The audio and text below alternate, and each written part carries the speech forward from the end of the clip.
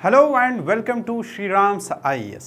आप सबका स्वागत है हमारे इस सीरीज़ में जहां पे हम श्रीराम सर की बुक डिस्कस करते हैं। और ये बुक इसलिए इम्पॉर्टेंट है बिकॉज अगर आप देखें तो काफ़ी टाइम से, I think last 3 to 4 decade से हर एक टॉपर श्रीराम सर के नोट्स, श्रीराम सर की बुक रेकमेंड करते हैं। So, leaving that part aside, let's start the discussion as it is. But before we start the discussion, I just want to tell you something about 2009 Barack Obama administration. क्यों मैं ये बोलना चाहता हूँ? Just to set a context for our today's discussion that what economics and economists do actually. 2009 की बात है, Barack Obama administration में सबसे बड़ा दिक्कत ये था दैट अभी जो financial crisis, global financial crisis आई है 2008 की, अब इसको ठीक कैसे किया जाए। तो इकोनॉमिस्ट्स का ये टास्क था कि अब क्या किया जाए। So everyone suggested that we should do something which we usually call as fiscal stimulus to the economy. Now what does fiscal stimulus mean? I will just simply tell you an example. बहुत simple सी बात है, अगर आपकी economy recession में जा चुकी है और आपको इस इकोनॉमी को वापस रिवाइव करना है तो आप क्या कीजिए, थोड़ा सा इंक्रीज योर पब्लिक एक्सपेंडिचर। ठीक है, when you increase your public expenditure, when government increases your public expenditure, ये बात हमारे एनसीईआरटी में 6th क्लास की एनसीईआरटी में चैप्टर नंबर 13 पे आराम से लिखी हुई है कि जब गवर्नमेंट कहीं पे भी इन्वेस्टमेंट करना स्टार्ट करती है, एक रोड बनाना स्टार्ट करती है, तो वहां पे एक जेसीबी वाला, कुछ मजदूर, बहुत सारे कॉन्ट्रैक्टर्स, बहुत सारे लेबरर्स, बहुत सारा कंस्ट्रक्शन का मटेरियल, बहुत सारे इंजीनियर्स, सिविल इंजीनियर्स और बहुत सारा लोहा, steel, iron, everything comes into place और सब चीजें जो है साथ में जुड़ के ये रोड बना देती है। कहीं पे पुल बनाती है, कहीं पे हॉस्पिटल बनाती है। अब इससे होता क्या है? इससे होता यह है कि इकोनॉमी में पैसा रोटेट करने लगता है। ठीक है, गवर्नमेंट जो ये पब्लिक एक्सपेंडिचर कर रही है, इट वाज वंस सेड, ठीक है, कि अगर आपने लोगों को या इकोनॉमी को रिवाइव करना है तो आप क्या करो, आप सिंपली एक काम करो, लोगों को बोलो कि कहीं पे जाके डिग द पिट्स, लोगों को बोलो पहले गड्ढे खोदो, उसके बाद उनको वापस भर दो। अब ऐसा करने पे क्या होगा, लोगों को मजदूरी दे दो। ठीक है, kind of let them work and then give them their wages so that they earn it, they have that feeling of earning it and then spend it. There was one more option of giving this fiscal stimulus that we usually call as helicopter money. आप एक काम कर लो, ऊपर से आओ, ऐसे पैसे फेंक दो, जिसको जो मिल जाएगा वो उठा के खर्च ही कर देगा, इसमें क्या दिक्कत है, इकोनॉमी रिवाइव हो जाएगी। और I would say something similar to this is doing tax cuts, tax rebates दे देना, लोगों को बोला कोई बात नहीं है आप छोड़ दो। अब इसमें दिक्कत यह है कि कौन सा टैक्स कट देंगे, डायरेक्ट टैक्स या इनडायरेक्ट टैक्स, कहां पे रिबेट देंगे, इनडायरेक्ट टैक्स डिक्रीज करेंगे, डायरेक्ट टैक्स इंक्रीज करेंगे या डिक्रीज करेंगे, कहां क्या करना है। So these all problems emerge before economists and that is what economists do, that is what we are going to study in this economy. हमारा बस पर्सपेक्टिव ये नहीं है कि हमने जीडीपी का फॉर्मूला याद कर लिया, हमने रेवेन्यू डेफिसिट का फॉर्मूला याद कर लिया, फिस्कल डेफिसिट याद कर लिया, हमने बैलेंस ऑफ पेमेंट का पूरा स्ट्रक्चर याद कर लिया, कैपिटल अकाउंट, करंट अकाउंट, और फिर लास्ट में हमें क्या पूछा जाएगा, यूपीआई और बैंक अकाउंट में डिफरेंस क्या है, बैंक अकाउंट के स्टेटमेंट में ट्रांजैक्शन रिकॉर्ड होता है या यूपीआई के अकाउंट में ट्रांजैक्शन रिकॉर्ड होता है। Think about it. Why is UPSC asking analytical questions or practical questions? Why did they ask numericals in 2025? Why do they ask about RBI's actual functioning, that how RBI earns its revenue? Why do they ask the question or the statement of seigniorage, that is it about printing the currency or is it about giving that currency to banks or selling that money? Then only they will earn profit. So therefore there is much more to it. इसीलिए हम इस series में economics के बाद थोड़ा सा एक deeper level पे जाते हैं, इकोनॉमिक्स के साथ साथ एक डीपर लेवल पे जाते हैं। तो what economists suggested to Barack Obama administration was that we should give fiscal stimulus, but think about it, Barack Obama administration was suggested for fiscal stimulus but only because there was a investment multiplier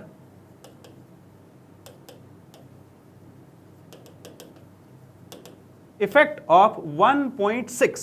Now you will tell me what is, sir, multiplier effect, आपने money multiplier का नाम सुना होगा, ठीक है। Money multiplier is 1/LRR, legal reserve ratio. Now leave that aside, that is a formula, leave that aside. It is simple कि अगर मैं आपको 10 रुपए दूं, ठीक है, तो 1 महीना, 2 महीना, 3 महीने के बाद ये 10 रुपए कितना बन जाएगा, दैट्स इट। एक बिजनेस करने वाले इंसान को, एक एंटरप्रेन्योर को जब वो पूछते हैं कि अगर आपने 1 लाख रुपए अपने बिजनेस में इन्वेस्ट किया तो वो 1 साल के बाद कितना बना, that is multiplier effect. How much are you creating more money out of this, that is what RBI thinks of. कि अगर मैंने बैंक्स को 1 करोड़ रुपए, 10 करोड़, 10 लाख, 1 लाख करोड़ रुपए दे दिया एज लोन्स, मनी सप्लाई कर दी, अब इससे कितना मनी क्रिएट होगा। अगर मैंने 100 रुपए बैंक के अंदर सेव करके रखे, एक बैंक में सेव करके रखे, अब ये मनी चेंजिंग हैंड्स, मैंने पैसा बैंक में रखा, उन्होंने अपने एम्प्लॉय को सैलरी दी, उस एम्प्लॉय ने बाहर जाके ग्रोसरी खरीदी, उस इंसान ने उस ग्रोसरी का कुछ और किया, उस पैसे का कुछ और किया, फिर उसने रॉ मटेरियल खरीदा, फिर उसने दुकान का रेंट दिया, बिजली का बिल दिया, ये सारा पैसा रोटेट हो रहा है and this creates money. Even banks भी मनी क्रिएट करते हैं with the help of money multiplier. आपने 100 रुपए दिया, उन्होंने 20 रुपए रिजर्व रखा, 80 रुपए लोन दे दिया। Now this 100 rupees and then that 80 rupees, it is counting and creating more and more money, that is multiplier effect, and that is why Obama administration was said कि अगर आप $1 million इन्वेस्ट करते हो economy में, अगर आप $1 million का fiscal stimulus देते हो, it will create a multiplier effect of $1.6 million. Do you understand? ठीक है, तो आपकी इकोनॉमी इतना ज्यादा ग्रो करेगी। That is what we all should be worried about when we discuss economy. ठीक है, तो यहां तक तो समझ में आ गया। लेट्स अंडरस्टैंड जहां पे हमने लास्ट टाइम छोड़ा था, अब यहां से आगे क्या पढ़ना है हमें। We are here to discuss all of this, that how economy actually emerged. You might see that Carlyle, Thomas Carlyle का डिस्कशन आपकी बुक पे लिखा होगा, that he said economics is a dismal science. Now what does I would say Carlyle actually mean by this, because he was mainly criticizing Malthus' gloomy population theory. Now what Malthus said, actually Malthus का एक simple argument था, ठीक है, Malthus का एक simple argument था that अगर आप देखें तो population and food production, this grows with arithmetic progression and this grows with geometric progression. ठीक है, कि आपकी जो पॉपुलेशन है वो बाउंड्स एंड लीप्स में इंक्रीज होती जाएगी। कैसे? अगर 2 थे तो उनके 4 बन जाएंगे, 4 के 8 बन जाएंगे, 8 के 16 बन जाएंगे, 16 के 32 बन जाएंगे, 32 के 64 बन जाएंगे, और ऐसे ही बढ़ता जाएगा ये। ठीक है, और अगर आपकी फूड प्रोडक्शन या कोई भी प्रोडक्शन आप देख लो तो it will grow in, last discussion में मैंने ऐसे ही बोला था। ठीक है, अब इसके बाद थोड़ा आगे जाते हैं। थॉमस कार्लाइल का ये बोलना है that this is something which is reducing economics to a dismal science. But ऐसा क्यों बोलते हैं वो? बिकॉज यहां पे बस इकोनॉमिक्स का एक पार्ट बताया जा रहा है, that is population and what, population and food production. अगर आप देखें जो हमारे इकोनॉमिक्स के क्लासिकल्स थे, अर्लियर थिंकर्स से 1776 में एडम स्मिथ हमें ये कॉन्सेप्ट देते हैं that how nations can be wealthy, that to reduces economy to a simple और I would say to a narrow approach which includes market, demand, supply, some narrow concepts of economy. ठीक है, अब problem ये थी कि अगर आप classicals के थ्रू जाओगे तो इकोनॉमी इज वेरी सिंपल और narrow in approach, that is one thing. ठीक है, ये क्लासिकल्स का व्यू पॉइंट था, ये ट्रेडिशनलिस्ट का व्यू पॉइंट था। अगर आप इसी व्यू पॉइंट से आज भी प्रिपरेशन करते हो, ठीक है, then you will be restricted to what, वही जीडीपी, जीएनपी, पॉपुलेशन, और उसके बाद आप क्या जाओगे, ज़्यादा से ज़्यादा एम्प्लॉयमेंट, उसके बाद फूड सिक्योरिटी पढ़ोगे, उसके बाद बजट एंड फिस्कल पॉलिसी पढ़ लोगे। That is the problem with your preparation. You should think about the larger perspectives of economy, ठीक है, जो बहुत सारे थियरिस्ट ने दिया। हमें थियरिस्ट को नहीं पढ़ना है, मैंने बोला था ये आधे घंटे का डिस्कशन है, एंड दिस विल बी आधे घंटे का discussion only, but believe me, अगर आपने ये आधे घंटे का डिस्कशन देख लिया योर, उसके बाद आप इकोनॉमी कहीं से भी पढ़ लो, ठीक है, खुद ही ये बुक पढ़ लो, कोई दिक्कत नहीं है, but this will open your horizons of economy and this will set up, I would say, playground for you to understand the subject properly, ठीक है, समझ में आ गया यहां तक? That was classical view. Carlyle says that when you reduce the human relationships to mere clash nexus, कि demand और सप्लाई के बीच में नेक्सस कैसा है, मार्केट इक्विलिब्रियम कैसे काम करेगा, और उसके साथ साथ इनविजिबल हैंड काम कैसे करेगा। When you reduce this human relationship of economy, कौन सी ह्यूमन रिलेशनशिप जो हम आगे डिस्कस करने वाले हैं, उसको अगर आप बस यहां पे nexus, the nexus between these demand, supply, population, food production, इनके बीच में reduce करोगे, then it is a dismal science, which means that you are stripping of the subject, आप इस subject को, इसका essence ही खत्म कर रहे हो, from the poetry, beauty and I would say artistic features of this economy, because that is why he calls it a gay science। हाँ, अब इसको थोड़ा सा offensive नहीं लेना है, दैट्स ये गे साइंस क्यों बोल दिया इसने, या डिस्मल साइंस क्यों बोल दिया, ठीक है। गे साइंस और gay sabre,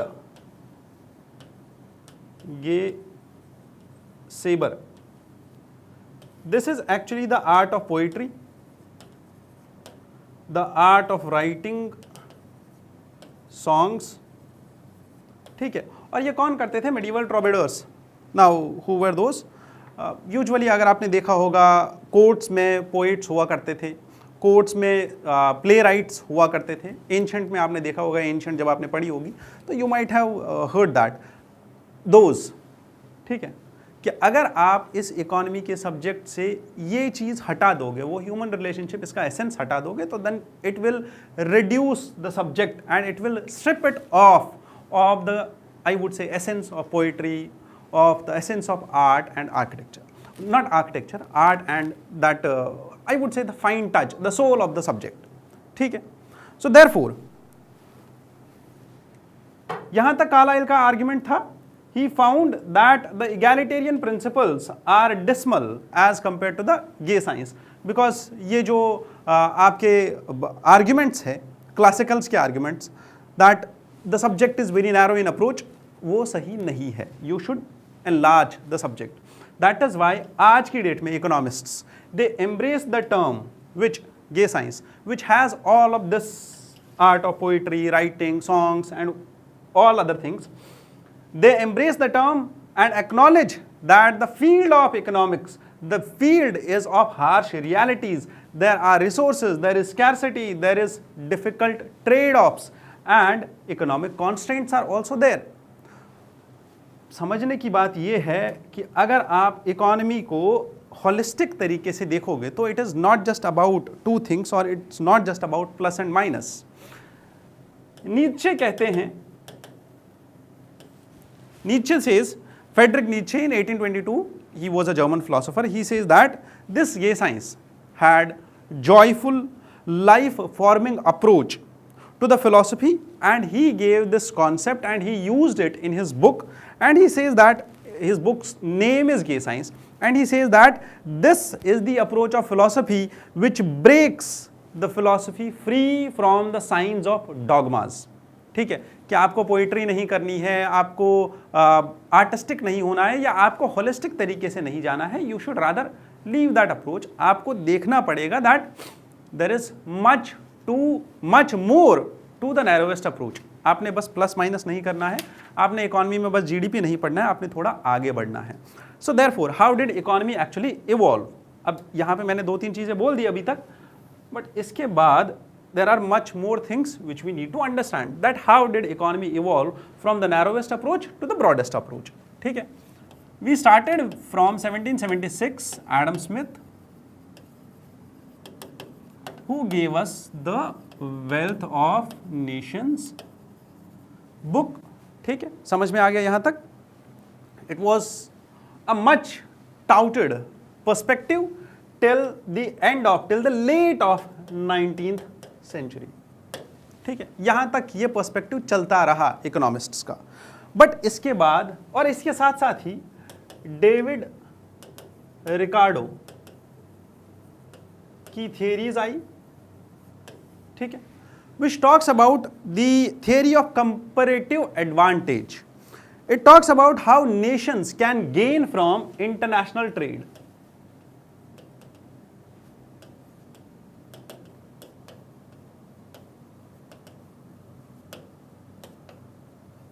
That is why you will also see that Ricardian principles or Ricardian equivalence was once asked by UPSC also, that Ricardian principles were used in our I would say revenue settlement systems, whether that was zamindari or mahalwari or permanent settlement system.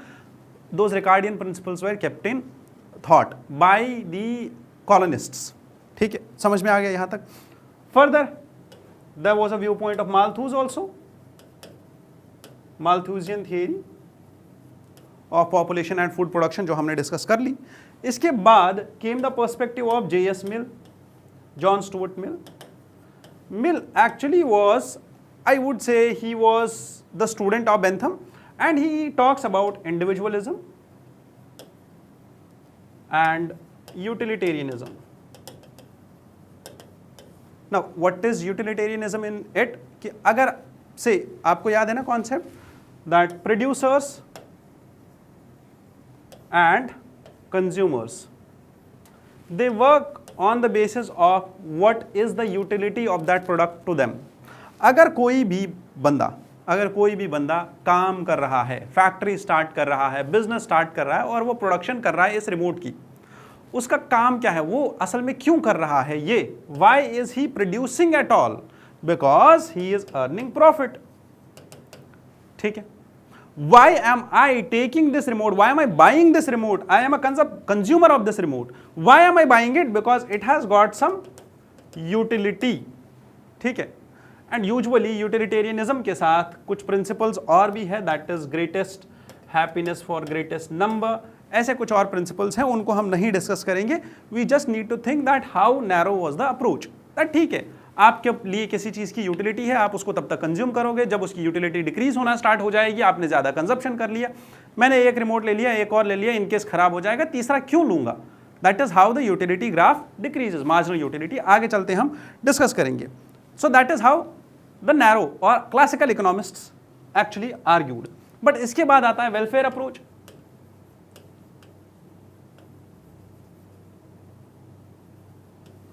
Welfare approach of economics. It started with Alfred Marshall.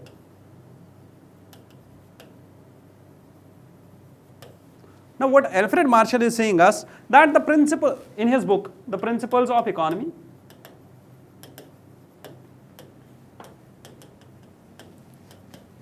Principles of Economy 1890. ठीक है, what he argues about is that wealth is means and human welfare is the end to it.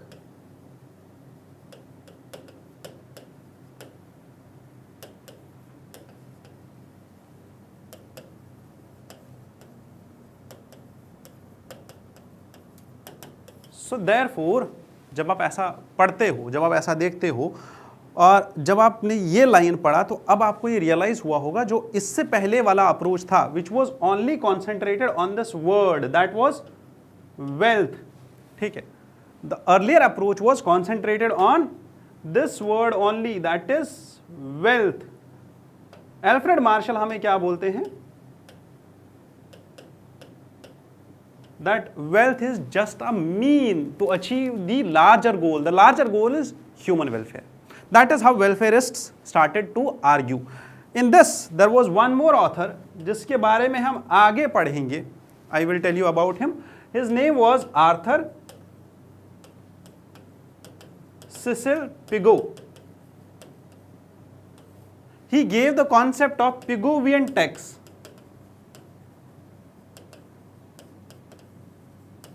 ठीक है, now Pigouvian tax is actually imposed on those activities which have negative externalities.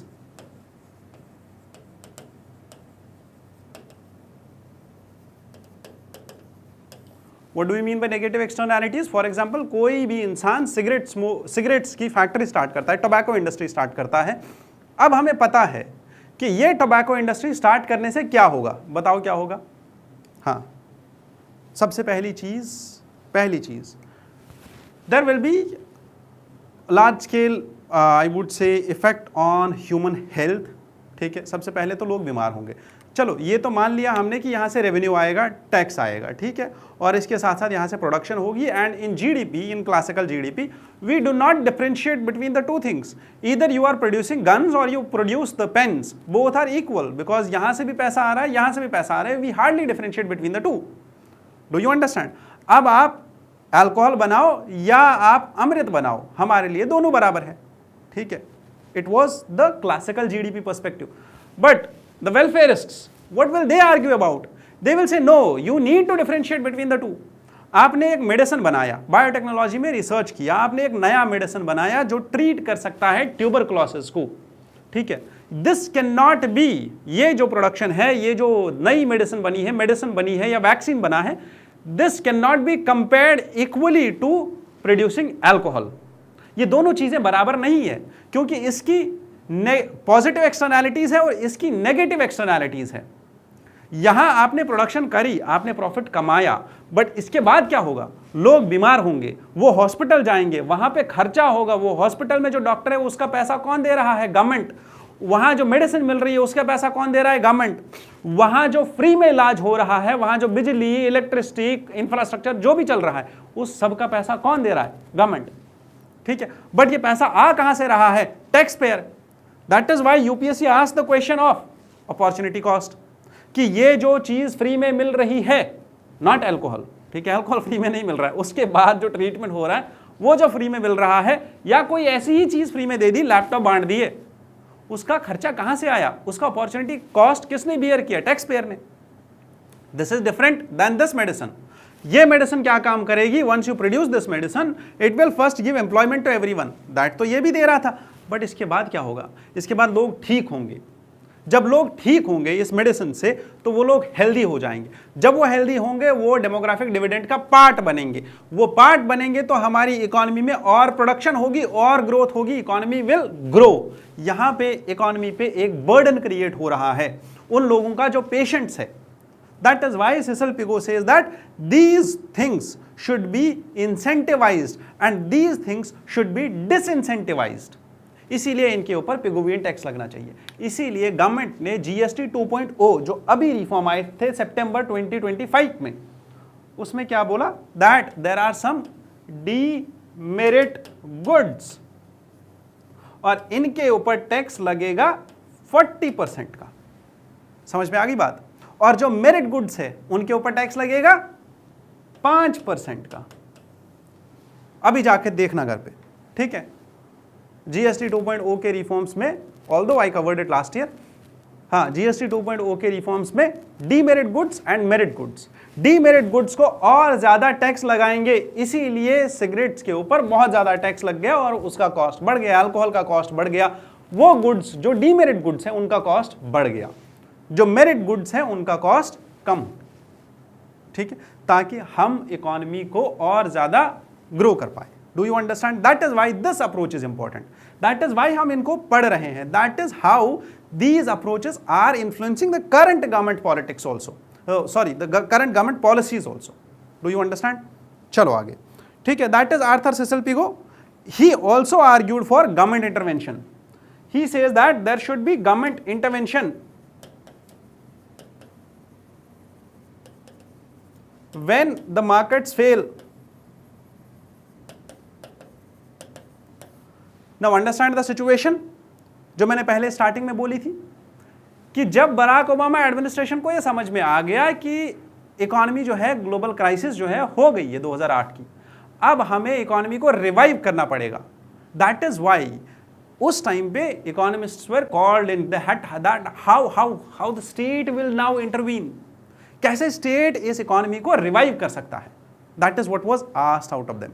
So that is why we need to understand कि कोविड-19 में जब crisis आ गई थी, जब economy ठप पड़ी थी, तो उस टाइम पे गवर्नमेंट ने इंटरवीन कैसे किया, कैसे हमने अपने लोगों को बाहर से लेके आ गए वापस, कैसे जब किसी वॉर जोन में, कॉन्फ्लिक्ट में हमारे लोग फंस जाते हैं तो उनको वापस लाया जाता है, क्योंकि वहां पे प्रॉफिट तो होता है बट प्राइवेट सेक्टर उसमें इन्वेस्ट नहीं करना चाहता। That is why government has to put in. जब कोविड-19 में मेडिसिन नहीं थी, जब किसी के पास कोई रिसर्च नहीं था, तो गवर्नमेंट ने फ्री में मेडिसिन दिए, फ्री में वैक्सीन दिए, ठीक है। गवर्नमेंट टुक द कॉस्ट क्योंकि मार्केट फेल्ड। गवर्नमेंट ने यह भी देखा कि यार लोगों के पास पैसा नहीं है, खाना कैसे खाएंगे, तो they distributed ration, that to at the door steps, ठीक है, पीएम गरीब कल्याण योजना के अंदर। Do you understand all of this? That is how the government intervention was asked for. Why? क्योंकि क्लासिकल्स क्या बोलते थे? Free market economics, invisible hand, Adam Smith. क्या करना है? मार्केट में छोड़ दो, प्रोड्यूसर प्रॉफिट के लिए कमाएगा, वो प्रॉफिट के लिए प्रोडक्शन करेगा, कंज्यूमर यूटिलिटी के लिए कंज्यूम कर लेगा, मार्केट खुद ही चल रहा है, तो आपको ज्यादा टेंशन लेने की बात नहीं है। क्यों? क्योंकि ये जो इनविजिबल हैंड के अंदर ये जो प्रोड्यूसर है, अगर ये प्रोड्यूसर हमारे लिए ब्रेड बना रहा है, see a producer is making bread daily, और कंज्यूमर जाके उसको खाता है क्योंकि उसको भूख लगती है, ठीक है, तो ये इकोनॉमी चल रही है। बट इसके साथ साथ एक और चीज हो रही है कि जो लार्ज स्केल पे हंगर की प्रॉब्लम थी वो भी खत्म हो रही है, that is invisible hand. So therefore classicals ने बोला ये खुद ठीक हो जाएगा, इसको ज्यादा इंटरवेंशन की जरूरत नहीं है, गवर्नमेंट को चाहिए, स्टेट को चाहिए कि लीस्ट इंटरवीन करे, और लीस्ट क्या, फ्री मार्केट इकोनॉमिक्स के लिए छोड़ दे। But welfarists will argue for what? State intervention. They will also recall, वो बोलेंगे कि नहीं स्टेट का रोल है। Do you understand? चलो यहां तक वेलफेयरिस्ट्स का समझ में आ गया। और इसके बाद 1930s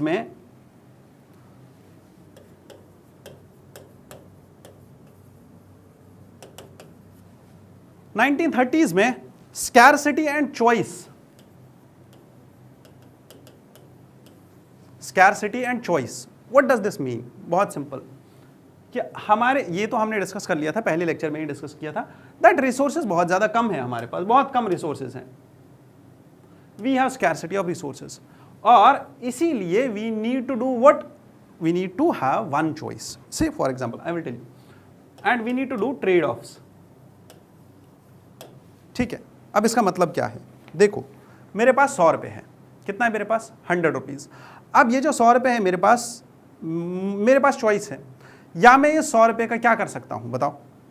या तो मैं जाके इसका खाना खा लूं, ठीक है, या तो मैं जाके, से फॉर एग्जांपल मैंने 100 रुपीज़ का कोई बुक ले लिया, ठीक है, I purchased a book of 100 rupees, ठीक है, या तो मैंने वही 100 रुपये यूज़ करके, से फॉर एग्जांपल कहीं पे क्लासेस ज्वाइन कर ली, कोई टेस्ट सीरीज ले ली, या तो मैंने वही 100 रुपये यूज़ कर लिया, कोई स्किल का प्रोग्राम सीख लिया, स्किल सेट के लिए 100 रुपये क्या 9 रुपये में आई वुड से प्रोग्राम्स आ रहे हैं आजकल ऑनलाइन, 10 रुपये में प्रोग्राम्स आ रहे हैं आजकल ऑनलाइन, ठीक है, तो I can do this. But remember I have only 100 rupees, मेरे पास जस्ट लिमिटेड रिसोर्सेज हैं, और ये लिमिटेड रिसोर्सेज की वजह से there is a problem. What is that problem? That I have to do the trade off. क्या trade off करना है? से फॉर एग्जाम्पल अभी अगर आप आगे देखोगे तो this was basically the argument of Lionel Robins,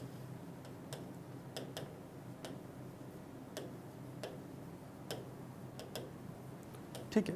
Lionel Robbins in 1932 said that economy or economics is not just about production, consumption and welfare, but also about the choices and decisions. He says it is the science which studies, it is the science which studies human behavior, it studies human behavior as the relationship between ends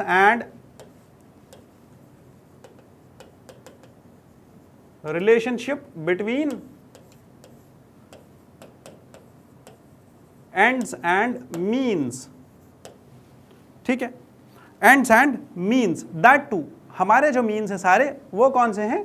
These means are scarce resources। से मेरा एक simple सा गोल है life का कि मुझे profit कमाना है, इसीलिए मैंने कहीं पे फैक्ट्री स्टार्ट कर दी। Now the problem with me is मेरे पास लिमिटेड कैपिटल है, लिमिटेड लैंड है, लिमिटेड रॉ मटेरियल है, लिमिटेड लेबर है, तो मैं क्या करूंगा? I will employ all of this say for example मैंने 5 लेबर को इकट्ठा किया और बाकी सारा सामान वो जो है plant and machinery everything I did, building वगैरह ऑफिस सब कुछ बना दिया। Now what will I do? जो स्टार्ट में इंडस्ट्रियलिस्ट्स ने किया था, जब इंडस्ट्रियल रेवोल्यूशन आया तो उन्होंने क्या बोला, हमारे पास तो जितना लिमिटेड था वो तो लगा दिया, अनलिमिटेड हम क्या कर सकते हैं और ज़्यादा कैपेसिटी इंक्रीज कैसे कर सकते हैं? तो they became shrewd, they became cruel. किसके ऊपर? लेबर के ऊपर। दे स्टार्टेड आस्किंग लेबर कि नहीं भाई ऐसे नहीं चलेगा, आपको 17 घंटे 18 घंटे काम करना ही पड़ेगा और कोई तरीका नहीं है, आपको और कुछ ऑप्शन नहीं है आपके पास। दैट इज व्हाट हैपेंस, ठीक है, जब आप उनको फ्रीली छोड़ दोगे। That is why Lionel Robbin says that human behaviour को भी स्टडी करना जरूरी है, क्योंकि रिसोर्सेज स्कैर्स है। That is why you need to understand that why consumerism came in, why capitalism came in, why socialism, why communism, ये सब क्यों आए, why, what was the reason to it, we will discuss it, don't worry at all, ठीक है। Economy ऐसे समझ में आएगी कि मैंने बोला था दैट जैसे रगू में खून दौड़ता है वैसे ही इकोनॉमी भी दौड़ेगी, ठीक है, डोंट वरी। चलो, that is it about Lionel Robbins. One more concept and then we will move further and this will be the last concept. In 1930s to 1970s, ठीक है, there was one of the most famous economist, John Maynard Keynes. Now, John Maynard Keynes क्या बोलेंगे हमें? He brings in the Keynesian revolution. He, in his book, The General Theory of Employment, he says his main argument was that whenever the market fails, the government should revive the demand and there should be state intervention in reviving the economy. ठीक है, why? Because it was the era, again it was the era of depression of 1929. Depression क्यों आया? John मेनॉर्ड कीनीज की study बोलती है कि there was lack of demand, there was no demand and due to that actually the recession happened. और अब जब recession आ गया है तो डिमांड को रिवाइव करने के लिए स्टेट का इंटरवेंशन जरूरी है। मैं आपको एक छोटी सी एग्जांपल देता हूं इस चीज की, बहुत सिंपल सी एग्जांपल है। सितंबर 2025 में गवर्नमेंट ने बोला that we will introduce GST 2.0, we will bring reforms in GST 2.0। Why only on September 22? यहां से जीएसटी 2.0 क्यों रिफॉर्म, ये क्यों स्टार्ट हुआ? ठीक है, क्या उस दिन का मुहूर्त अच्छा था? क्या उस दिन कोई खास डेट थी? किसी का बर्थडे था, किसी का कुछ और था?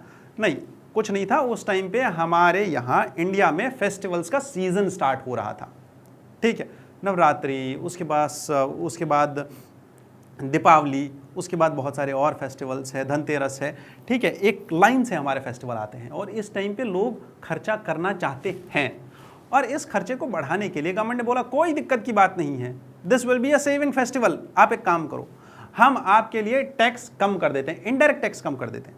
आपने ये रिमोट लास्ट ईयर खरीदना था बट ये रिमोट आपको पड़ रहा था 150 रुपये का, ठीक है, 150 रुपीज़ का। अब जो है हमने इसका टैक्स डिक्रीज किया, 18% से डिक्रीज करके 5% कर दिया। जो ही हम इसका टैक्स 5% पे लेके आ गए, ये रिमोट 150 के बजाय 135 रुपये का बिकने लग गया। Do you understand? जब ये 135 का बिकेगा तो आपके पास पैसा कितना बचा?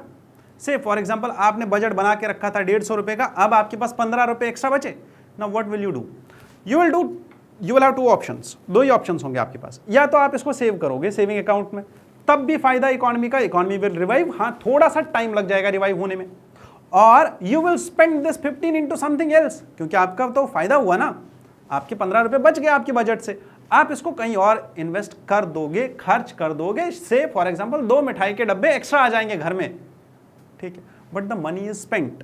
Whenever the money is spent in the economy, it pushes for the multiplier effect। कौन सा multiplier effect? जो मैंने पहले बोला था, ठीक है, कि जो गवर्नमेंट ने स्टिमुलस दिया, चाहे गवर्नमेंट ने खुद खर्चा किया या गवर्नमेंट ने लोगों का खर्चा बढ़ा दिया, ठीक है, 2 तरीके थे इसके। एक और तरीका ये था कि गवर्नमेंट इंक्रीज करती टैक्स, थोड़ा और इंक्रीज करती, गवर्नमेंट के पास पैसा आता, ठीक है, इंक्रीज कर दिया, गवर्नमेंट ने पैसा कलेक्ट किया, अब गवर्नमेंट स्पेंड कर रही है। दूसरा तरीका यह है कि टैक्स कट कर दिया, लोगों के पास पैसा छोड़ दिया, अब इससे क्या होगा? डायरेक्टली इन्वेस्टमेंट होगी मार्केट में, ठीक है, people will start spending in the market, ये डायरेक्ट मार्केट में जा रहा है पैसा। अदरवाइज दूसरा तरीका यह था कि गवर्नमेंट पहले कलेक्ट करती, उसके बाद स्पेंड करती। गवर्नमेंट ने पहला वाला तरीका ले लिया by decreasing the tax cuts, और वो भी indirect tax. Direct tax cut करते जैसे लास्ट टाइम किया था कोविड-19 के टाइम पे, डायरेक्ट टैक्स कॉम्पनसेशन दे दिया था, ठीक है। उससे क्या होता है, उससे कुछ ही लोगों पे इंपैक्ट पड़ेगा ना जिनका डायरेक्ट टैक्स से लेना देना है, that is a very small fraction of the population. यहां जब आप इनडायरेक्ट टैक्स में रिफॉर्म्स लेके आते हो तो this effects all the population, वो चाहे अमीर है गरीब है, जो भी जितना भी पैसा खर्च कर रहा है, 10 रुपए खर्च किया तब भी वही इफेक्ट है, 10 लाख रुपए खर्च किया प्रोपोर्शनेटली इफेक्ट सेम ही होगा कि उसकी जेब में ज्यादा पैसा बचेगा, वो या तो ज्यादा कंजप्शन करेगा या तो ज्यादा सेव करेगा। दो ही तरीके हैं ना, और कहां रखोगे? क्यों? क्योंकि हम फाइनेंशियल इंक्लूजन ऑलरेडी लेके आ चुके हैं, फाइनेंशियल इंक्लूजन हम ऑलरेडी लेके आ चुके हैं ना। अब तो या तो अकाउंट में रखोगे पैसा, या तो घर के वो चाय के डब्बे में तो मम्मी अब नहीं रखती है, वो भी अपने अकाउंट में रखती है, उनका भी यूपीआई चल रहा है, ठीक है। समझ में आ गई बात? So that is how Keynesian economy argues for that we should focus on state intervention whenever there is recession, ठीक है।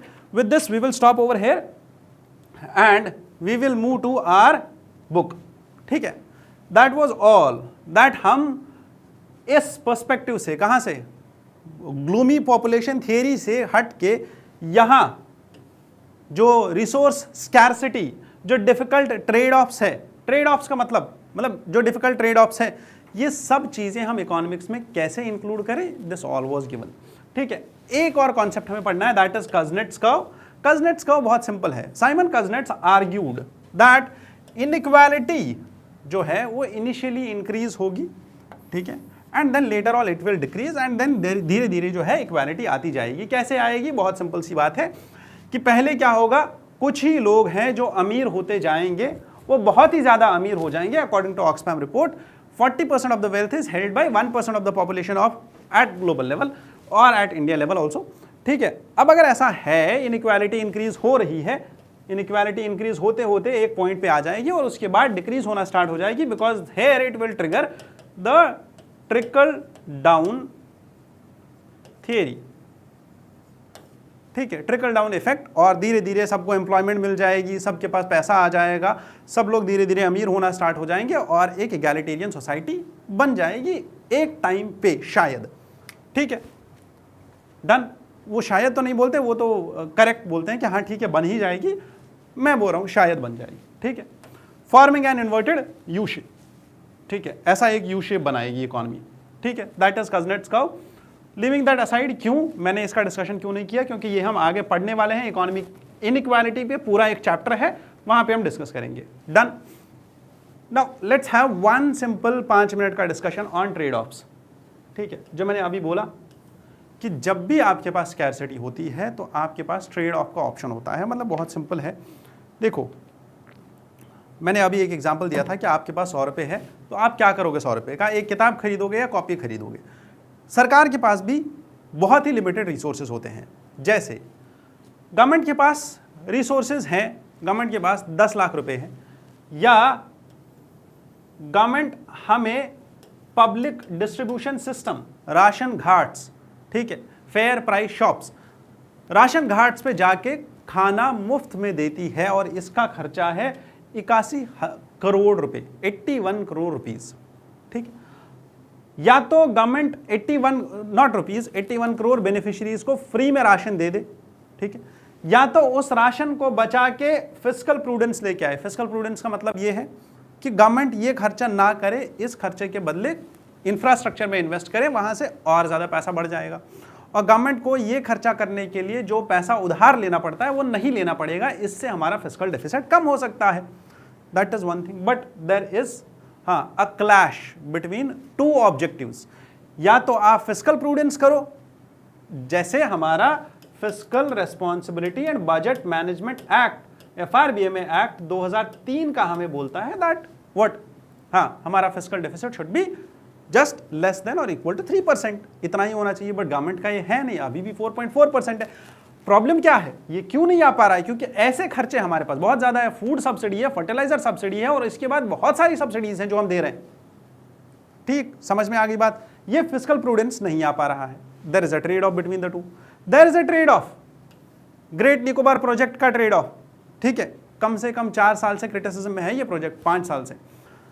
प्रोजेक्ट क्या है? बहुत सिंपल, ग्रेट निकोबार में हम ट्रांसशिपमेंट पोर्ट्स बनाएंगे, बहुत सारा इंफ्रास्ट्रक्चर क्रिएट कर सकते हैं, बट इंफ्रास्ट्रक्चर क्रिएट करेंगे, प्रॉब्लम क्या आएगी? प्रॉब्लम ये आएगी एनवायरमेंटल डैमेज हो जाएगा, हमारा एनवायरमेंट डैमेज हो जाएगा। There is a trade off, या तो आप ट्राइबल्स की लाइफ्स के साथ वो कॉस्ट बेयर कर लो, या तो आप जियो स्ट्रैटेजिक प्रायोरिटीज को ज़्यादा प्रायोरिटाइज करो। There is a trade off between the two. आपने डेवलपमेंट भी करना है, आपने लोगों को भी बचाना है, आपने रिहैबिलिटेशन भी करना है, you have to do everything. That is the reality of the economics. You can not just give a person, ठीक है आपको प्रोजेक्ट मिल गया, जाओ कर लो जो करना है। भाई there is a cost involve in to this, you need to think about that cost also. That is why economists are arguing about that cost. Do you understand? केन बेटवा लिंक, जो हम इंटर रिवर लिंकिंग प्रोजेक्ट्स लेके आ रहे हैं, ठीक है, inter river to river linking project, ताकि एक एरिया में जो आई वुड से ड्रॉट आता है, उस ड्रॉट को खत्म करने के लिए वहां पे पानी आ जाएगा, एक रिवर का पानी दूसरे रिवर में डाइवर्ट करेंगे। प्रॉब्लम क्या आएगी? प्रॉब्लम बहुत सिंपल है, एक रिवर का इकोसिस्टम चेंज हो जाएगा, क्योंकि उसमें ज़्यादा पानी रहता था, अब उसमें पानी नहीं रहेगा, थोड़ा कम पानी रहेगा। दूसरे रिवर में पानी आएगा, ये जो ड्रेन खुदेगी या जो मतलब जितना बड़ा भी ये चैनल बनेगा एक जगह से लेके दूसरी जगह तक, उसके बीच में कितना इकोसिस्टम चेंज होगा, कितना आप डिग्रेडेशन करोगे, कितना एरिया जाएगा उसमें, वो पूरा आई वुड से जियोमॉर्फोलॉजी चेंज हो जाएगी और वो पूरा इकोसिस्टम चेंज हो जाएगा। How will that work? तो वो भी हमें देखना है, ठीक है। कोविड-19 के टाइम पे द डिलेमा वाज, अगर आपने लॉकडाउन लगा लिया तो इकोनॉमी बैठ जाएगी, और अगर आपने लॉकडाउन नहीं लगाया तो इतने ज़्यादा पेशेंट्स हो जाएंगे कि आपका इंफ्रास्ट्रक्चर आई वुड से क्रैश कर जाएगा। सिमिलरली आरबीआई का बैलेंसिंग एक्ट, आरबीआई को भी ये देखना पड़ता है कि मैं प्राइस स्टेबिलिटी पे काम करूं, कि अगर मैंने इन्फ्लेशन कंट्रोल करने के लिए, डिक्रीज करने के लिए इंटरेस्ट रेट्स को कम कर दिया, मतलब मैंने इंटरेस्ट रेट्स को कम कर दिया ताकि इंक्रीज कर दिया, इंटरेस्ट रेट्स को इंक्रीज कर दिया ताकि इन्फ्लेशन कम हो जाए, लोगों के पास कम पैसा जाए, और जो ही कम पैसा जाएगा तो वो कम प्रोडक्शन करेंगे और थोड़ा बहुत इन्फ्लेशन कम हो जाएगा, ठीक है। बट इससे क्या होगा? ग्रोथ भी कम हो जाएगा, ठीक है। अगर मार्केट में मनी सप्लाई कम करने के लिए, मनी सप्लाई डिक्रीज करने के लिए आरबीआई इंटरेस्ट रेट इंक्रीज कर भी देती है, किस लिए? अपना पहला ऑब्जेक्टिव फुलफिल करने के लिए, that is price stability. Price stability, inflation targeting के लिए अगर आरबीआई इंटरेस्ट रेट इंक्रीज कर रही है ताकि मार्केट में प्राइसेस डिक्रीज हो जाएं, इससे प्रॉब्लम क्या होगी? इंटरेस्ट रेट तो इंक्रीज हो गया, मनी सप्लाई डिक्रीज हो गया, बट प्रॉब्लम क्या होगी? ग्रोथ नहीं होगी, क्योंकि इकोनॉमी में मनी सप्लाई नहीं होगा तो ग्रोथ नहीं होगी। That is a dilemma which we need to answer. FRBA में एक्ट ऑलरेडी मैंने बोल दिया था अभी, ठीक है।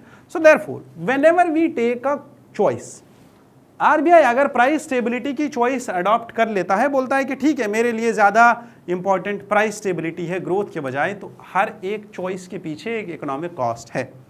जैसे बहुत सिंपल सी बात है, आप अभी बैठे हो, आपके पास दो ऑप्शन है, या तो आप ये वाला लेक्चर देख सकते हो, अपनी इकोनॉमी स्ट्रांग कर सकते हो। दूसरा ऑप्शन क्या है? लेक्चर बंद करो, नेटफ्लिक्स ओपन करो, ठीक है, एक मूवी देखो, एंटरटेन, ठीक है। यू हैव टाइम, आपके पास 1 घंटे का टाइम है। Now you need to decide on your own, क्या आपने इस टाइम का क्या करना है? एंटरटेनमेंट करना है या अपग्रेड करना है अपने आप को? दो ऑप्शन है आपके पास।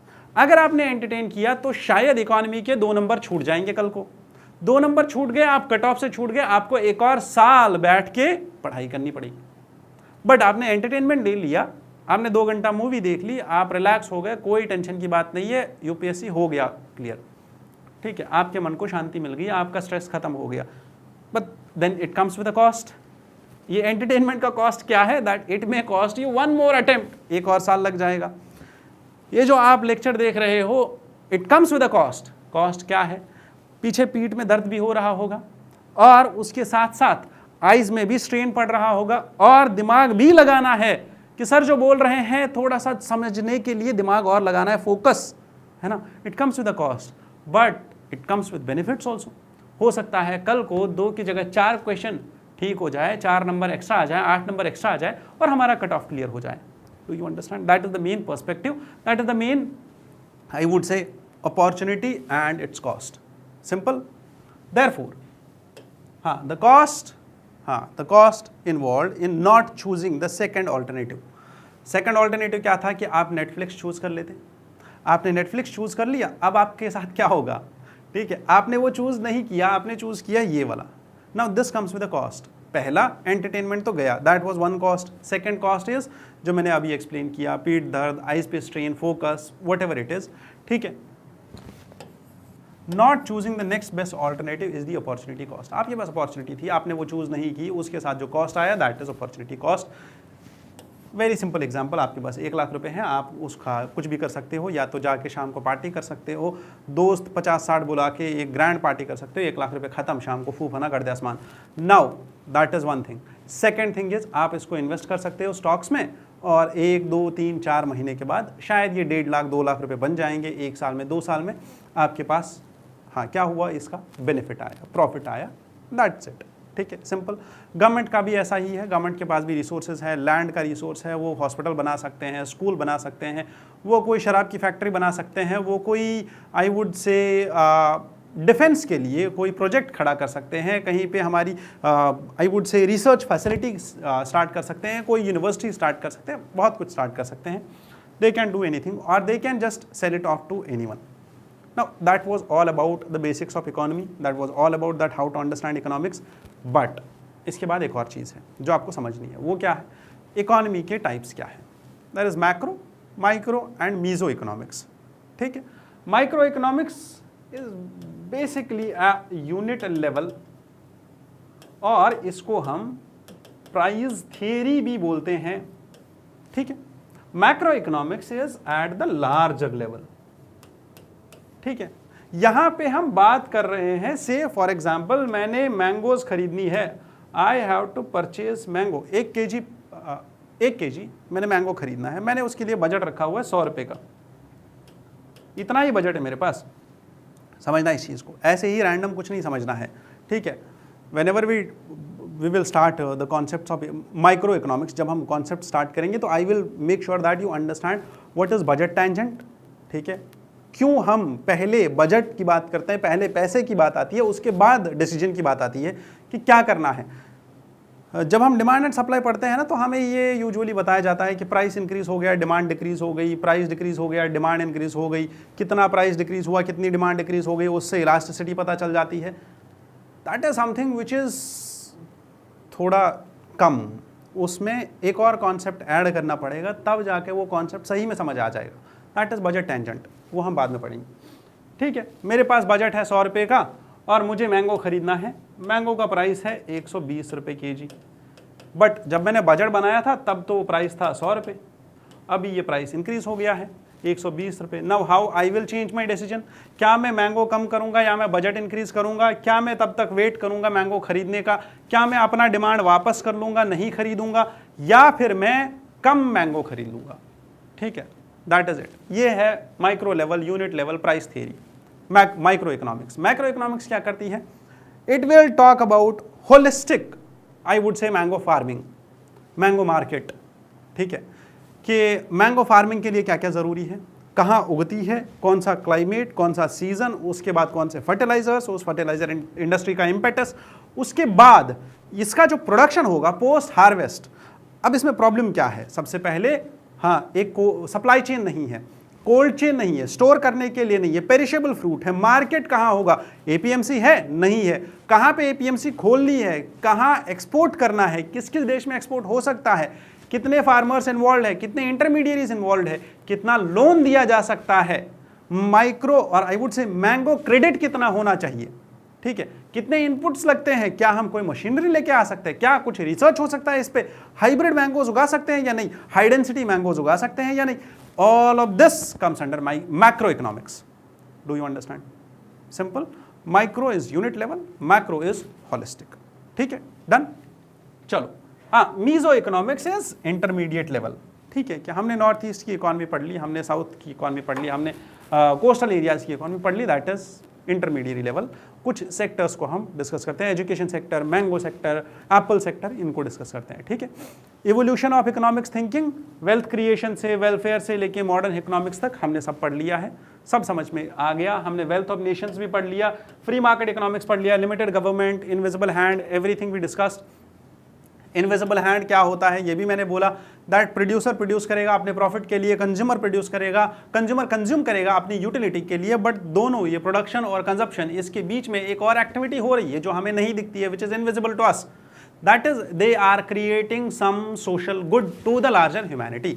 जैसे मैंने एक एग्जांपल दिया था, एक ब्रेड मेकर है, वो ब्रेड बनाता है, दूसरा इंसान उस ब्रेड को खा लेता है बिकॉज उसकी यूटिलिटी है, उसकी भूख है, ठीक है। बट इससे एक लार्जर प्रॉब्लम सॉल्व हो रहा है, दैट हंगर वाला इशू जो सोसाइटी में था वो खत्म हो गया। ऑल्दो इसने अपना प्रॉफिट कमाया, ऑल्दो इसने अपनी भूख मिटाई, हाँ इसने कंज्यूम इसलिए किया क्योंकि उसको सेटिस्फैक्शन मिलना था, इसने प्रोड्यूस इसलिए किया क्योंकि उसको प्रॉफिट मिलने वाला था, बट ओवरऑल सोसाइटी में हंगर खत्म हो जाएगा धीरे धीरे, ठीक है। अब इसके बाद एक और एग्जाम्पल है, मैं या कोई भी इंसान एजुकेशन प्रोवाइड कर रहा है, वो इसलिए प्रोवाइड कर रहा है क्योंकि उसका वो एम्प्लॉयमेंट है। दूसरा इंसान एजुकेशन गेन कर रहा है, क्यों? क्योंकि उसका ये ऑब्जेक्टिव है कि मुझे यहाँ से सेटिस्फैक्शन तो मिल जाएगा बट कल को एम्प्लॉयमेंट भी मिल जाएगी।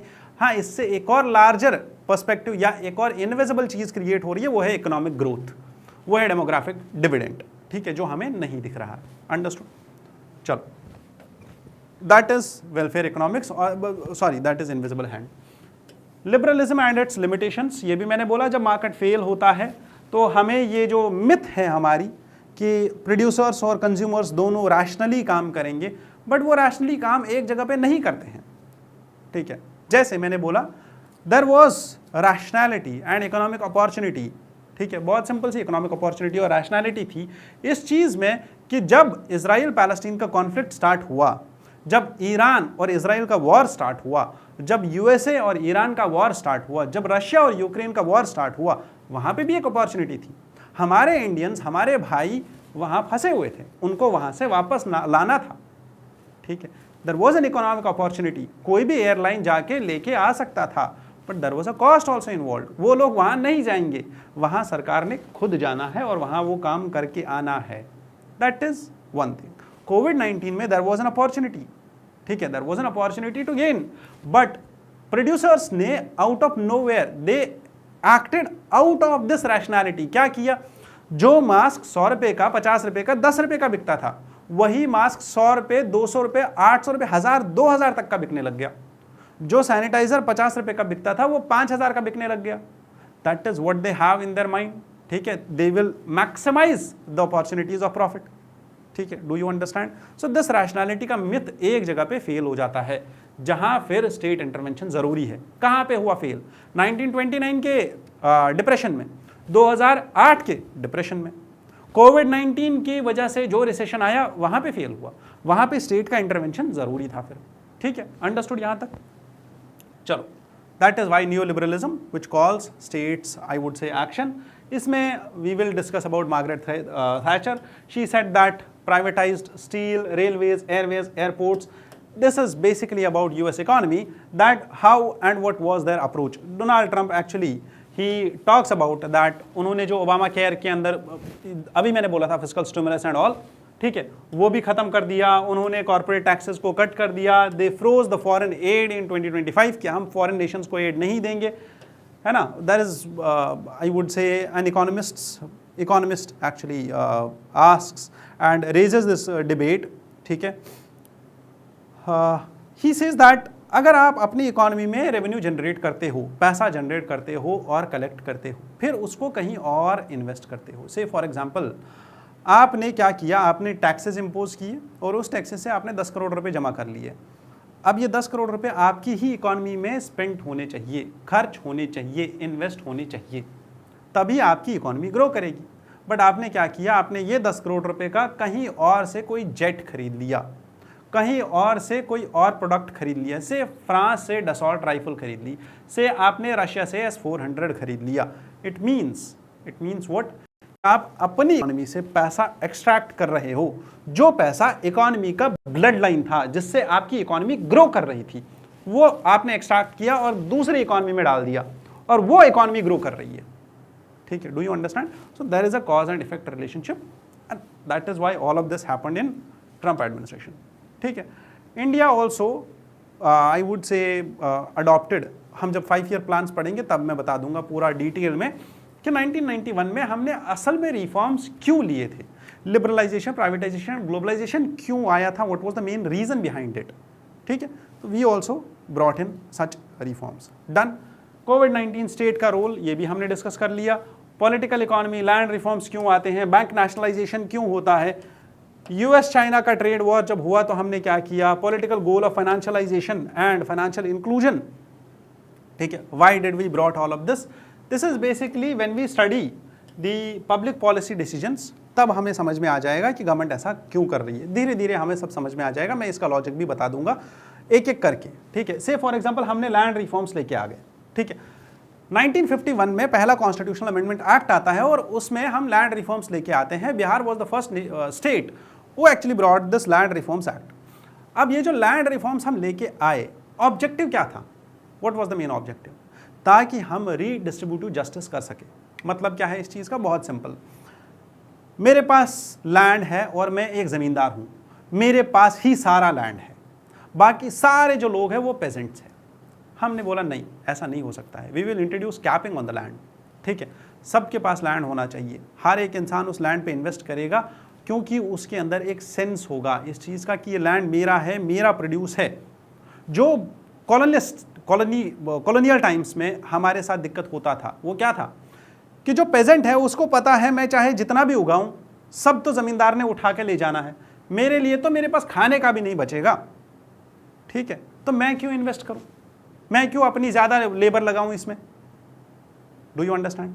ज़मींदार को भी पता है कि मैं अगर यहाँ पे कुआं खोदूंगा, से फॉर एग्जांपल इस पेजेंट को हल ला के दूंगा, बैल लेके दूंगा, वो इस ज़मीन पे इन्वेस्टमेंट करना स्टार्ट करूंगा, फर्टिलाइज़र ला के दूंगा, इसका तो कोई फ़ायदा है नहीं। क्यों, क्योंकि प्रोड्यूस तो सारा उठा के अंग्रेज़ लेने वाला है मुझसे। तो इसीलिए प्रॉब्लम क्या था कि उस एग्रीकल्चर में कोई इन्वेस्ट ही नहीं करना चाहता था।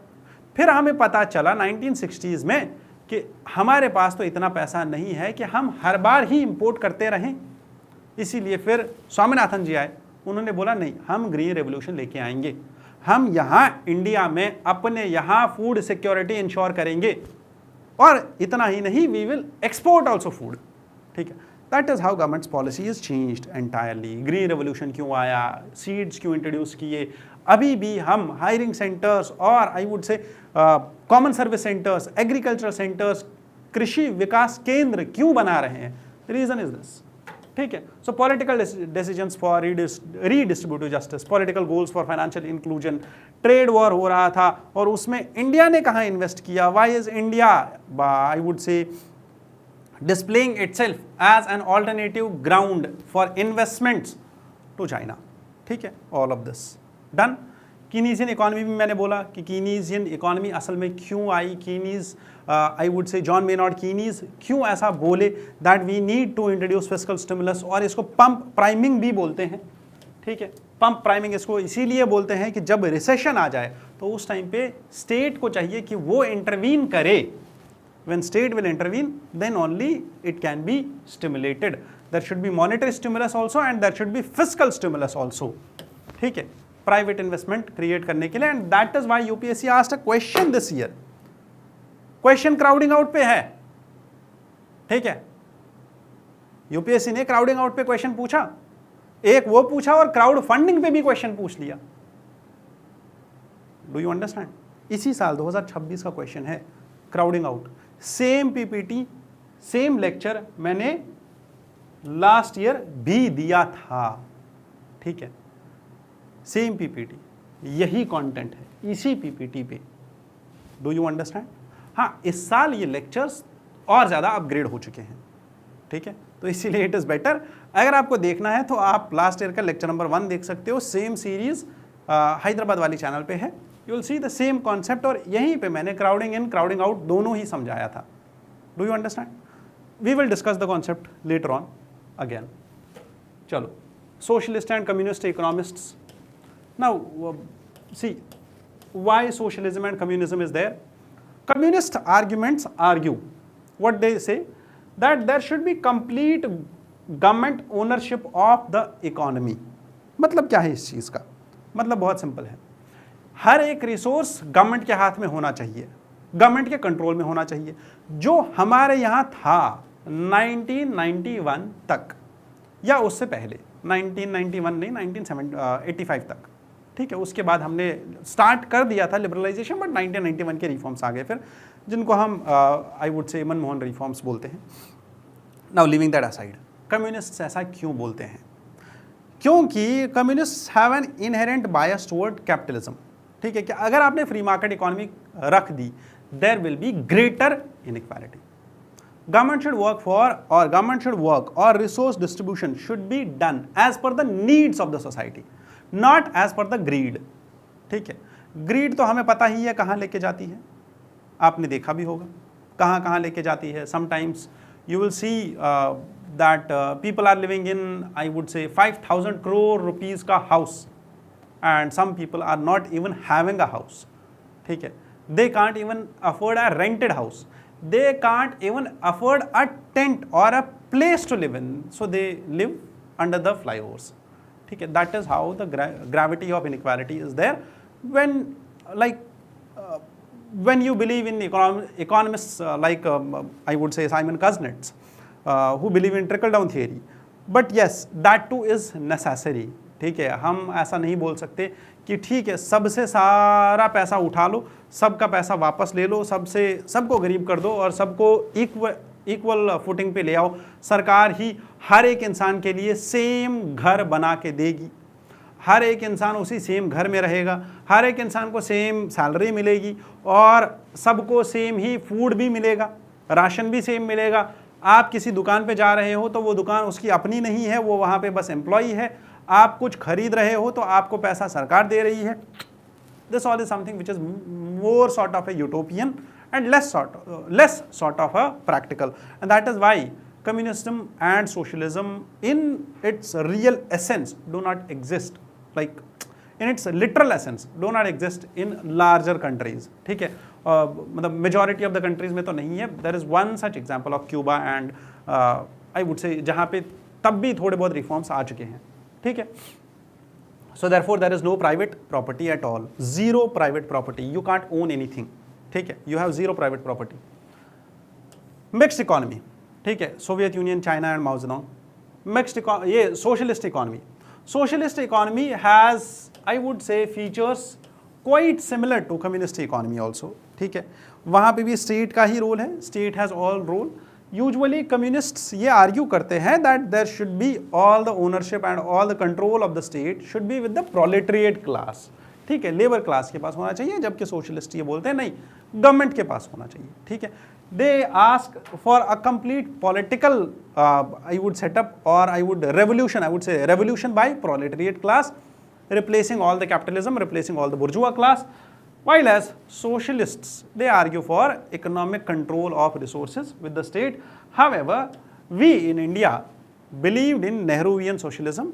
ठीक है, जहाँ पे स्टेट का लार्जर रोल था, larger role by the state, and private sector was still there. ठीक है, वो टाटा, बिरला, आई वुड से जमशेदपुर, ये सब जगहों पे लोकल इंडियन इंडस्ट्रीज एस्टैब्लिश हो गई थी कॉलोनियल टाइम्स में ही। Although that was a capitalist economy, तो उनने अलाउ भी कर दिया था, बट उसके बाद भी चल रहा था। ठीक है, प्राइवेट इन्वेस्टमेंट एज सच बंद नहीं थी या प्रोहिबिटेड नहीं थी। हाँ, लाइसेंसेस बहुत ज़्यादा लगती थी। ठीक है, लाइसेंस राज चल रहा था 1991 तक। फिर हमने मिक्स्ड इकोनॉमी अडॉप्ट कर ली कि नहीं, स्टेट का भी रोल होगा, प्राइवेट का भी रोल होगा, and then we went for privatisation. And currently we have I think हर एक सेक्टर में हम FDI भी अलाउ कर रहे हैं, प्राइवेटाइजेशन भी अलाउ कर रहे हैं। And there are 2 sectors like atomic energy and railways, जहाँ पे थोड़ा सा अभी है कि we are still hesitant to allow full FDI, 100% FDI और टोटली प्राइवेटाइजेशन। ठीक है, जो अभी भी सरकार की मोनोपोली में आती है। डन यहाँ तक? चलो, we will discuss these things again आगे। ठीक है, Nehruvian economics believes in both the things, that is centralised planning and I would say first there was centralized planning, that is why we followed 5-year plans, और 5-year plans में we started with the first 5-year plan till 12th 5-year plan, और उसके बाद फिर हम आगे कहाँ पे, नीति आयोग पे। और नीति आयोग ने हमें 3 ईयर विजन दिया, 7 ईयर डॉक्यूमेंट दिया और 20 ईयर्स का लॉन्ग विजन दिया. Do you understand? That was centralised planning and largely from 2018-19 की इकोनॉमिक सर्वे के बाद से, ठीक है, स्वच्छ भारत मिशन अडॉप्ट करने के बाद से या उससे पहले भी there were some of the programmes of government which actually utilise the behavioural economics. ठीक है, बिहेवियरल इकोनॉमिक्स इसलिए ताकि लोगों के अंदर एक बिहेवियरल चेंज लाई जा सके. वी शुड नज the behaviour of people towards better objectives of economy, not only economic goals but also socio economic goals. ठीक है, वेदर दैट वाज स्वच्छ भारत अभियान और other policies of the government. ठीक है, डन यहां तक. चलो, however there is a, I would say, slight difference between Nehruvian economy and Gandhian economy. Gandhi ji क्या बोलते थे? There was an interesting question which UPSC asked in 2019, 2019 में या 20 में UPSC का एक क्वेश्चन था. They asked about what was the similarity between Gandhian and Marxian thought. ठीक है, कार्ल मार्क्स और गांधी जी के बीच में सिमिलैरिटी क्या थी? क्वेश्चन सिंपल था that they both wanted a stateless economy. ठीक है, स्टेटलेस इकोनॉमिक थॉट का मतलब क्या है? बहुत सिंपल. Marx argued for, I would say, crude communism. मतलब क्या है इस चीज का? That there should be no state at all, rather all the control of the state should be with proletariat class. Labor class should revolt, they should rebel, and then they should take control of all the resources. Bourgeois class, capitalists, industrialists, इन सबको हटाओ और it should be all under the hands of, I would say, proletariats, labor class. ठीक है, that was Marxian thought, that there should be no state at all. Gandhi ji क्या बोलते हैं? that there should be ग्राम राज. ठीक है, जिसको हम स्वराज बोलते हैं, that is gram raj actually. that trusteeship model होना चाहिए, that state is just a trustee of the property. State does not control it at all. The control should be with the gram sabha. Decision should be taken by gram sabha, local level. Panchayat should plan their resources. There should be ground level planning. ठीक है, Gandhian economics believes in full employment, local production, minimum wants and trusteeship model, particularly bread labour. ठीक है, समझ में आ गया यहां तक? चलो, developmental economics on the other hand, this talks about both the things, inclusive growth and human well-being. Understood? चलो, यहाँ तक हमने सारा ही डिस्कस कर लिया है. This basically emerged after World War II. World War II के बाद कुछ और डेवलपमेंट्स भी हुई मैक्रो इकोनॉमिक्स में. We will discuss that also later on, अभी नहीं. ठीक है, when I will be discussing with you the donut economy and the embedded economy of Kate Raworth, उस टाइम पे मैं आपको बताऊंगा वर्ल्ड वॉर 2 के बाद असल में हुआ क्या था. ठीक है, who was Phillips, how did he develop macroeconomics, how he actually conceptualised in practical nature that how the economies of the world flow their money.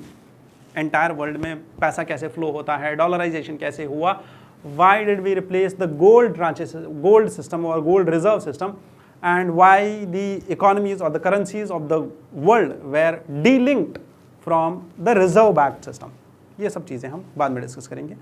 State capitalism, which is I would say which started with the thinking of Beijing consensus. तो अगर आप China का economic model देखोगे तो it is largely called as basically based on Beijing consensus और state capitalism. What state capitalism actually means? एक simple सा तरीका. ठीक है, क्या आपने कंट्रोल तो करना है, स्टेट ही कंट्रोल करेगा हर एक चीज को, स्टेट ही कंट्रोल कर रहा है सारे रिसोर्सेज को, but you are selectively approving capitalism, you are selectively approving और giving free market economics, free market access to selective industries. कहीं कहीं पे जहां पे आपको पता है ये लेबर इंटेंसिव इंडस्ट्री है, जहां पे आपको पता है you have an upper as, जहाँ पे आपको पता है कि आपके पास चीप लेबर है, तो आप वहाँ पे अलाउ कर देते हो कि ठीक है full privatisation, no government intervention at all.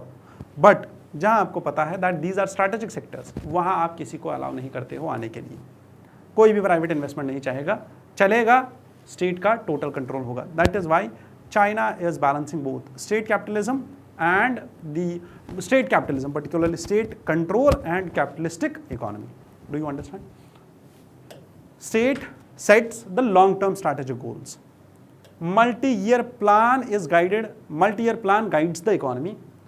It is mix of state, market and redistribution. Government bails out those companies which are large enough. ठीक है, that is why we say too big to fail, कोई भी bank होगा too big to fail, we will protect that. चलो, mercantilism and neo mercantilism, this is something which I would say हमने discuss कर लिया that earlier mercantilism actually started with what, कहाँ से start हुआ था मर्केंटलिज्म? अगर आपका मतलब थोड़ा सा अगर आप देखो तो डेविड रिकार्डो की थ्योरी मैंने बोली थी that he believes that how nations can gain wealth bye international trade.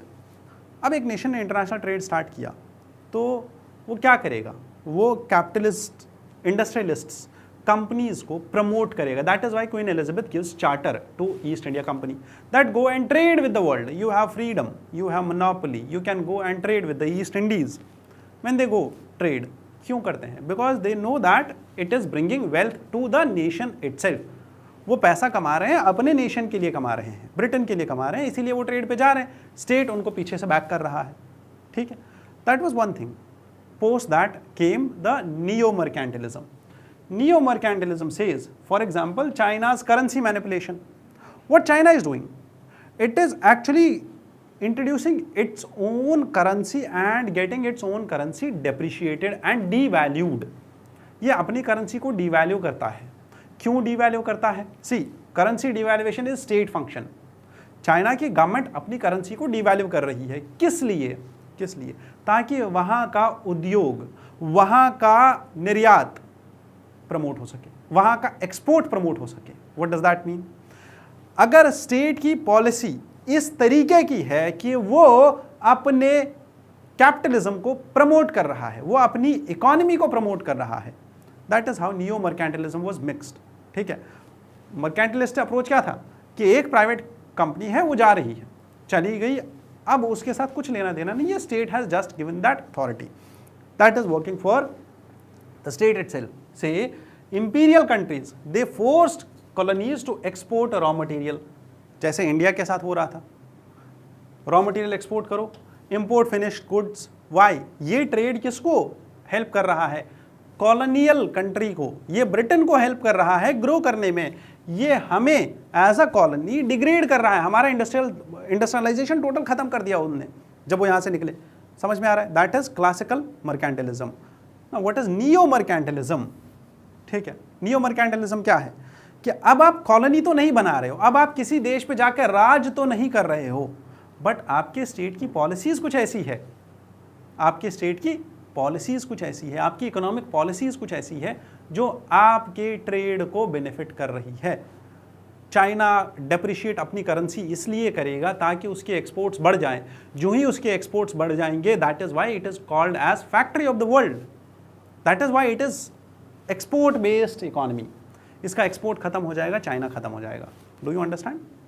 ठीक है, but then comes the protectionism, जिसके ऊपर लास्ट ईयर यूपीएससी ने मेंस का क्वेश्चन पूछ लिया। Protectionism, Trump administration actually popularised the term more. मतलब क्या है प्रोटेक्शनिज्म का? सिंपल, आप अपनी इकोनॉमी को प्रोटेक्ट कर रहे हो। ठीक है, अभी तक हम बोल रहे थे क्लासिकल से लेके नियो मर्केंटलिज्म तक कि it is better to trade. ठीक है, हमारी नेशन को फायदा हो रहा है। रिकार्डो बोल रहा है कि अगर आप इंटरनेशनल ट्रेड कर रहे हो तो आपकी इकोनॉमी को फायदा होगा। ठीक है, your nation will gain wealth. ठीक है, बट ट्रंप एडमिनिस्ट्रेशन क्या बोल रही है? नहीं, मैं तो टैरिफ लगाऊंगा चाइना के ऊपर, मैं तो टैरिफ लगाऊंगा इंडिया के ऊपर। क्यों? क्योंकि मुझे टैरिफ से भी अब कमाना है। Do you understand? ट्रेड नहीं करूंगा, I will introduce what? High tariffs, I will introduce bilateral pressure, I will do. हाँ, क्यों करूंगा ऐसा? क्योंकि ये लोग मेरे यहाँ एक्सपोर्ट भेज रहे हैं, मेरे यहाँ वहाँ से गुड्स आ रहे हैं, इसीलिए मैं टैरिफ लगाऊंगा ताकि मैं भी कमाऊं। ये एक्सपोर्ट कर रहे हैं, ये अपनी पॉलिसी इंट्रोड्यूस करके अपना एक्सपोर्ट बढ़ा रहे हैं और उससे ये कमा रहे हैं, तो मैं क्या करूं? ये जो इनका एक्सपोर्ट आ रहा है, मैं इससे क्या करूंगा? पहले तो टैरिफ्स के थ्रू कमाऊंगा, उसके बाद अपनी डोमेस्टिक इंडस्ट्री को डेवलप करूंगा ताकि यहाँ की नीड्स के लिए यहाँ की इंडस्ट्री प्रोड्यूस करे। ठीक है, that is why UPSC asked a question about protectionism, that growing protectionism, how does it impact the global economy and how does it impact the Indian economy. Done. चलो, behavioural economics पे मैंने already discussion कर लिया है, that we started it with Swachh Bharat Abhiyan and then we moved on to the Jan Dhan योजना in order to introduce financial inclusion and then to COVID behavior, the vaccination and the distancing between the patients. चलो that is all. But हाँ, इससे पहले मैं बता दूं, behavioural economics का एक सिंपल सा तरीका है और आई वुड से सिंपल सा फंडा है। आपने समझ लिया होगा कि आपने किसी दोस्त को कॉल कर लिया और कॉल पे आपको बोला जा रहा है कि वैक्सीन जो है वो लेना ज़रूरी है, वैक्सीन आप लेंगे तो आपको सुरक्षा होगी। बट ये कॉल पे जो बात कर रहा है, ये जो बोल रहा है, ये आवाज़ है अमिताभ बच्चन की, ठीक है। क्यों? क्योंकि that is a high impact voice, everyone recognises that voice and everyone can relate to that voice, ठीक है। That is how you change the behaviour of the people. और have you watch the movie Toilet? That was also introduced. Pads के लिए Padman movie आपने देखी होगी, ठीक है। That is how you change the behaviour of the people. जब हमें I would say contraceptives promote करने थे तो वैसी ही मूवीज़ भी बन रही थी बॉलीवुड में, to promote condoms, to promote other contraceptives and to promote family planning also. तो that is what you can do, ठीक है। लाइफस्टाइल इकोनॉमिक्स और इकोनॉमिक्स फॉर एनवायरनमेंट, बहुत सिंपल सी चीज़ है, small shifts and big impacts. Life economics क्या बात करती है? लाइफ इकोनॉमिक्स एक बहुत ही सिंपल कॉन्सेप्ट है कि आपने पूरी लाइफ में, आपकी पूरी लाइफ में, चाहे आप सुबह उठ के खाना खाते हो, चाहे आप उसके बाद ऑफिस जाते हो, चाहे आप उसके बाद ऑफिस में काम करते हो, आप कुछ भी कर रहे हो, पूरी लाइफ में सुबह से लेके शाम तक आपको कुछ ऐसी चेंजेस लानी है लाइफस्टाइल में। आपको अपने लाइफस्टाइल में कुछ ऐसी चेंजेस लानी है जिससे बिगर इम्पैक्ट एनवायरनमेंट पे होगा।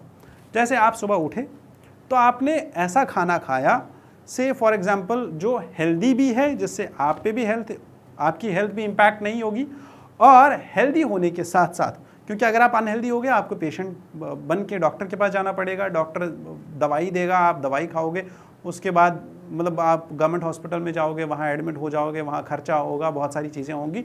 That will create a chain of reactions. Leave that aside. आपने खाना खाना है, आपने ट्रांसपोर्ट के लिए अपना प्राइवेट व्हीकल छोड़ के पब्लिक ट्रांसपोर्ट में जाओ, यूज़ कर लो उसको।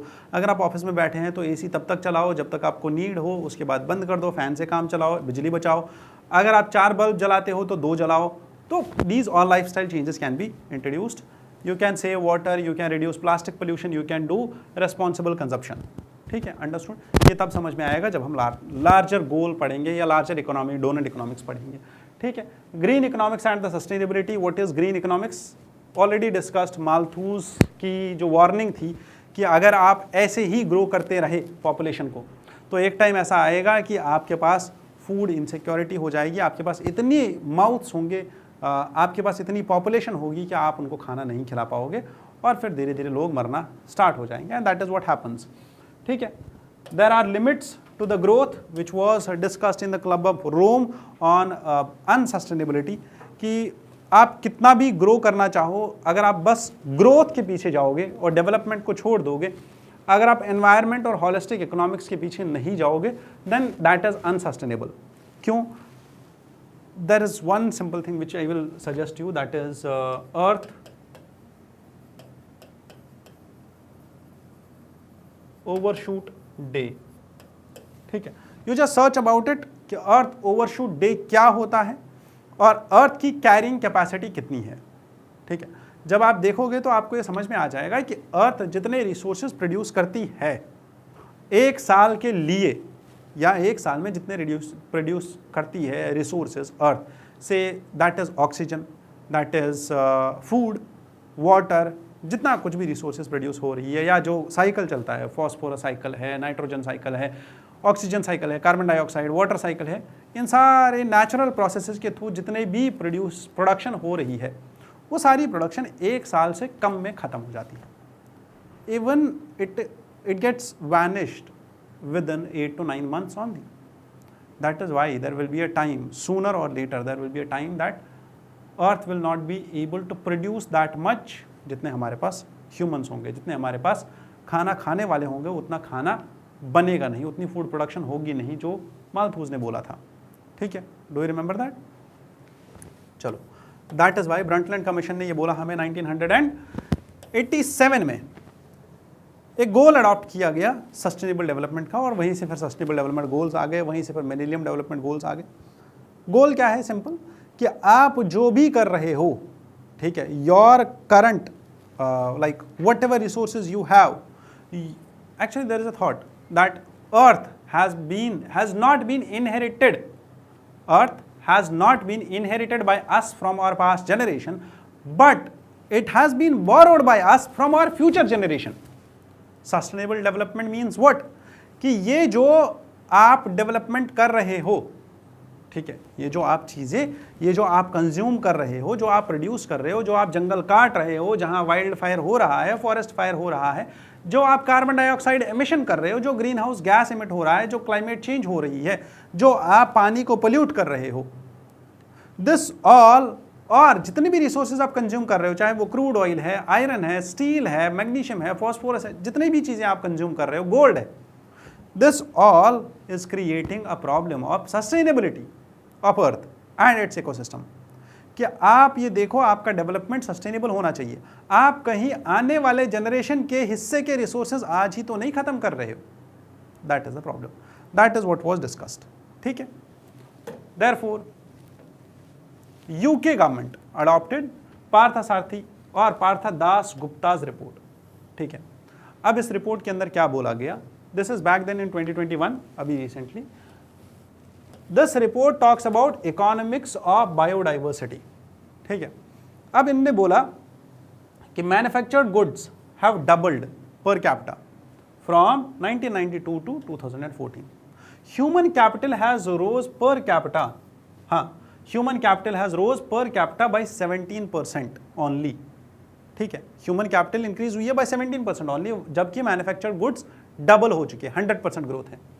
नेचुरल कैपिटल, अगर आप देखो हमारी अर्थ की natural capital, whether that is forests, whether that is minerals, anything, natural capital जो हमारे पास था, दैट हैज डिक्रीज्ड बाय 40%, तो दैट इज अ प्रॉब्लम, ठीक है।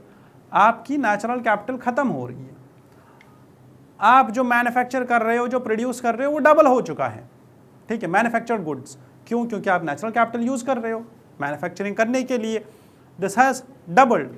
और जो आपका ह्यूमन कैपिटल था, human capital as in those people who actually can produce, who act as capital, जिनके पास स्किल्स है, जो प्रोडक्शन कर सकते हैं, that has increase just by 17%। So there is a mismatch, ठीक है। Mismatch between environment, between growth and humans. Therefore इस मिसमैच को खत्म करने के लिए दासगुप्ता रिव्यू कमेटी आई 2021 में, यूके गवर्नमेंट ने इसको एस्टैब्लिश किया था। दे suggested that biodiversity is declining faster than at any time in the human history, therefore it is creating extreme economic risk. इसीलिए हमें इस रिस्क के लिए पहले ही तैयार होना पड़ेगा, और इस चीज़ के लिए इंडिया ने भी अडॉप्ट किया। क्या अडॉप्ट किया? Natural capital accounting. Natural capital accounting का मतलब क्या है कि मेरे पास नेचुरल कैपिटल कितना है। जैसे यहाँ पे पार्थदास गुप्ता कमेटी ये बोल रही है that natural capital has decrease by 40%, so we should also think about this कि मेरे पास नेचुरल कैपिटल कितना है। हाउ?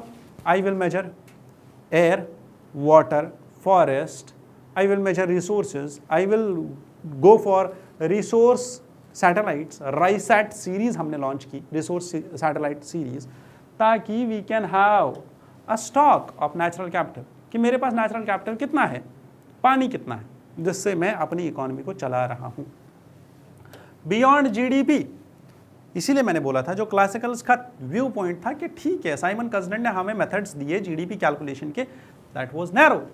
अब हमें जीडीपी के बियॉन्ड जाना है, उससे ज़्यादा बढ़ के हमें देखना है कि असल में इकोनॉमी में क्या क्या चीज़ें चल रही है। So going beyond GDP we should also think about human capital, social capital, bond, happiness, trust, cultural values, everything should be taken care. That is why सरकार उस पर इन्वेस्टमेंट कर रही है। Do you understand? So that is all till now. आज का lecture यहीं पे होता है ख़त्म। थोड़ा सा बड़ा लेक्चर था और आगे भी ऐसे ही लेक्चर्स होंगे, 1 घंटा 10 मिनट, 1 घंटा 15 मिनट, आप रेडी होके आ जाओ। This is a summary slide of what all did we discuss and these are some keywords जो आपको याद रखने हैं आपके एग्ज़ाम के लिए और रिवीजन के लिए। अगर आपको बस ये कीवर्ड्स और कुछ एक्टिव रिकॉल के लिए बस थोड़ा सा याद करना कि क्या था क्या नहीं था, you are done with this, ठीक है। With this we will stop over here. I wish you all the best and कल फिर से मिलते हैं ठीक है, एक और लेक्चर में, जो हमारा इसके बाद लेक्चर होगा उसमें हम थोड़ी सी और चीज़ें समझेंगे। ठीक है, till then have a good day and one more thing, thank you for being here. जय हिंद।